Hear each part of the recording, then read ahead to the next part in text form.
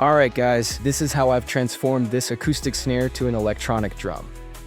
The first step is to find a drum trigger, so I'm using this drum pad that was collecting dust in my garage.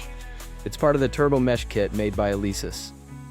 I'm removing all the tension rods to access the drum trigger, removing the counter hoop and the mesh head. And this is what it looks like inside.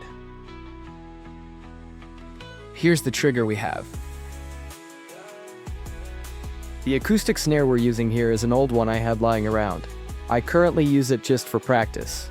The goal is to get a great sound in my in-ears while practicing.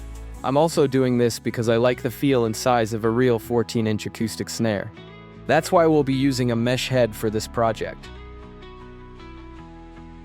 I took the opportunity to clean the inside of the shell and tighten the screws at this stage. I'm using this leftover piece of wood as support for the trigger.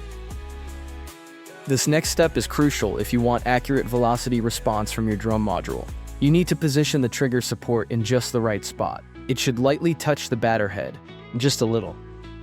If the trigger is too tight against the head, every hit will register as maximum velocity. But if it's too far, you might get weak response, or no sound at all. In the best case scenario, you'd have a trigger mount that can be adjusted up or down after installation. In my case though, the trigger will be fixed in place permanently. I'm adding 2 screws here to stabilize the connector, checking if the connector works well with the cable. I'm making sure the trigger responds correctly with the drum module. Everything appears to be working well. Alright, time to piece the snare drum back together. I like to keep the chains on with the mesh head because it gives a nice little response.